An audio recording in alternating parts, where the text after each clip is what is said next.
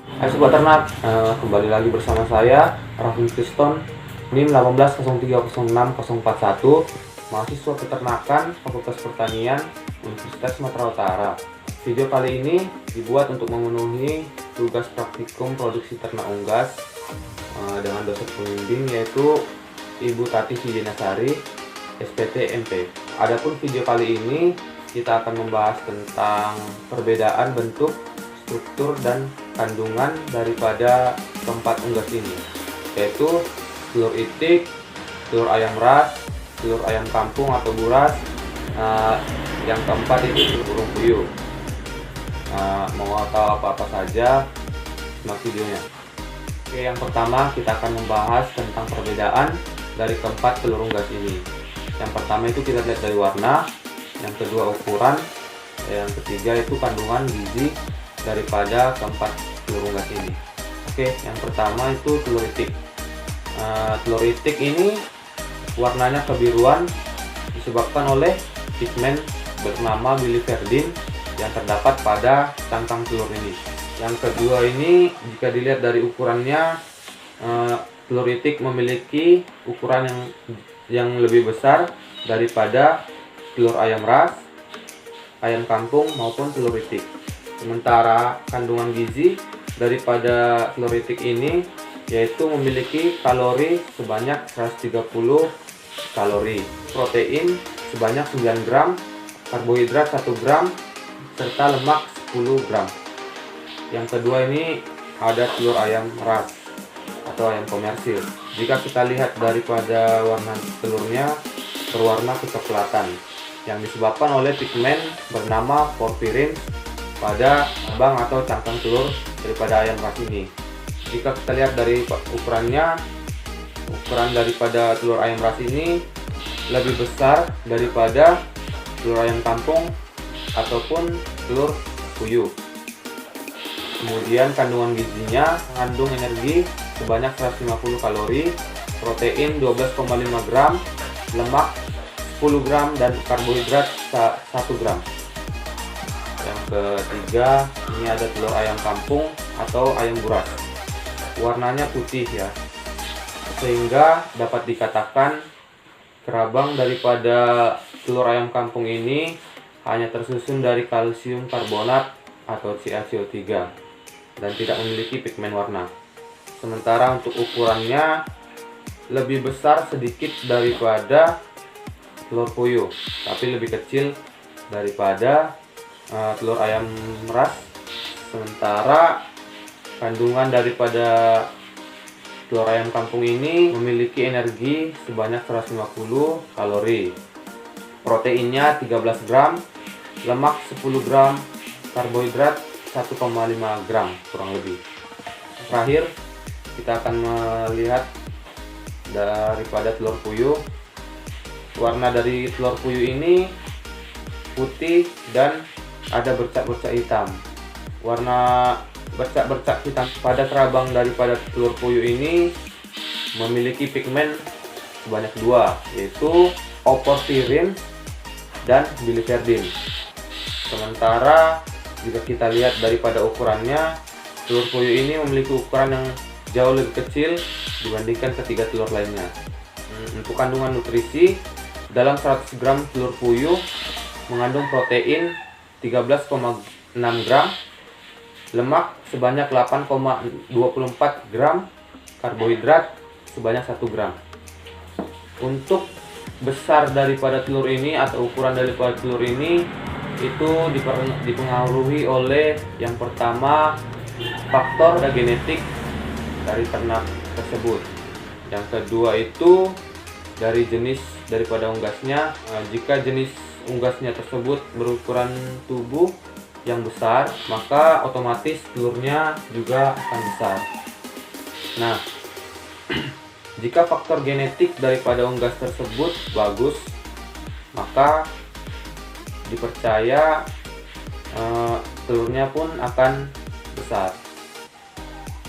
Oke, perbedaan selanjutnya kita dapat melihat warna daripada yolk dari setiap telur unggas ini. Warna daripada yolk pada unggas itik itu memiliki warna yolk yang cenderung lebih orange pekat ya. Jadi mana yang lebih orange daripada keempat ini? Ya, telur itik. Yang kedua itu di sini ada yolk daripada telur ayam kampung atau ayam buras. Jadi setelah daripada telur itik, telur ayam kampung lah yang paling memiliki warna yolk yang paling terang atau orange. Yang ketiga itu ada ayam ras. Yang keempat ada telur puyuh yang memiliki warna yolk lebih pucat di sini. Oke, selanjutnya kita akan masuk ke bagian-bagian daripada telur. Bagian daripada telur sendiri terbagi atas 4 bagian besar. Yang pertama itu kerabang atau kulit telur. Yang kedua itu selaput atau membran cangkang. Selaput ini dan kerabang tadi memiliki bobot 11% dari total bobot telur. Yang ketiga ini ada albumen. Ini albumen yaitu putih telur, memiliki bobot 57% dari total bobot telur. Yang keempat ini ada namanya yolk atau kuning telur. Nah, kuning telur sendiri memiliki bobot 32% dari total bobot telur. Oke, kita akan masuk ke bagian yang pertama, yaitu kulit telur atau kerabang. Kerabang berfungsi untuk melindungi telur daripada kerusakan fisik maupun biologis yang berasal dari luar telur. Nah, kerabang itu sendiri memiliki beberapa lapisan, antara lain lapisan pertama yaitu lapisan terluar yang disebut kutikula. Nah, ini yang disebut lapisan kutikula.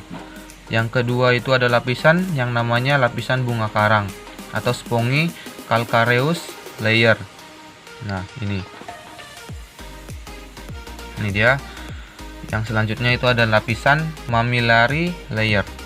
Nah, ini di sini letaknya.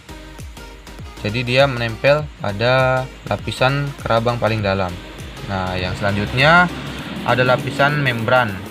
Nah, ini atau sering disebut selaput telur.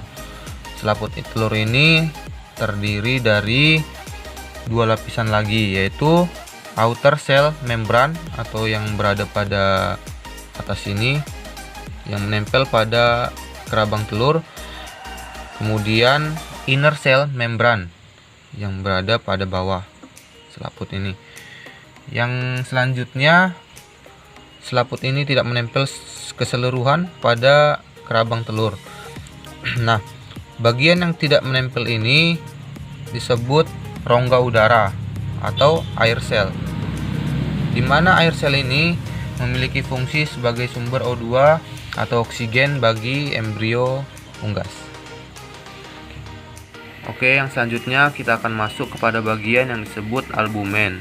Nah, dari sini ke sini disebut dengan albumen. Nah, albumen atau putih telur ini memiliki fungsi sebagai pelindung embrio dari goncangan dan sebagai cadangan makanan bagi si embrio. Albumen sendiri terdiri dari beberapa lapisan, antara lain yang pertama itu ada lapisan outer thin atau thick albumen. Nah, dari sini ke sini ini yang disebut dengan thick albumen, di mana lapisan tersebut merupakan lapisan albumen yang paling luar. Nah, yang selanjutnya ada film. Film ini merupakan lapisan kental yang berada di tengah-tengah. Nah, ini dia. Yang selanjutnya itu ada inner thin atau thin albumen. Nah, dia berada di sisi-sisi daripada yolk atau kuning telur. Nah, thin albumen ini merupakan lapisan kental yang terdapat di sisi-sisi yolk. Jadi dia melekat pada yolk. Oke, yang selanjutnya yolk atau kuning telur. Nah, yolk sendiri berfungsi sebagai cadangan makanan bagi embrio. Yolk juga memiliki beberapa bagian lapisan. Yang pertama itu ada yang dinamakan yolk membran. Nah, jadi saya tidak bisa menunjukkannya, tapi dia berada di sisi terluar daripada yolk tersebut. Yang kedua itu ada yang dinamakan light yolk layer dan dark yolk layer. Yang ketiga itu ada yang namanya germinal disc blastoderm, yaitu titik putih di atas yolk. Germinal disc blastoderm inilah yang akan menjadi calon embrio daripada unggas. Yang selanjutnya di sini terdapat sepasang kalaza. Nah, kalaza ini disebut juga dengan tali kuning telur, berfungsi untuk menahan yolk agar selalu pada tempatnya dan menjaga agar germinal disc blastoderm ini atau bakal embrio ini berada pada bagian atas yolk atau kuning telur. Nah, jadi fungsi daripada kalaza ini selain daripada menahan yolk agar tetap pada posisinya, dia juga menahan daripada germinal disc blastoderm ini agar selalu berada pada bagian atas atau permukaan daripada kuning telur ini. Kuning telur sendiri berfungsi sebagai cadangan makanan pertama. Nah, jadi jika embrio ini sudah tumbuh, maka yolk ini yang akan menjadi cadangan makanan pertama daripada embrio. Setelah daripada yolk ini habis, maka cadangan makanan keduanya yaitu albumen atau putih telur. Kalaza terbagi menjadi dua bagian, yaitu yang pertama ada yang dinamakan dengan kalaziferos atau pangkal kalaza yang melekat kepada yolk. Nah, ini dia. Nah, yang selanjutnya ada lanjutan daripada kalaza, yaitu tali kalaza yang menempel pada albumin dan selaput telur dan membran cangkang. Nah, ini dia. Nah, cukup sekian dulu penjelasan dari saya. Apabila ada kata-kata yang kurang dimengerti, saya mohon maaf. Semoga video yang tadi dapat bermanfaat bagi kita semua. Terima kasih.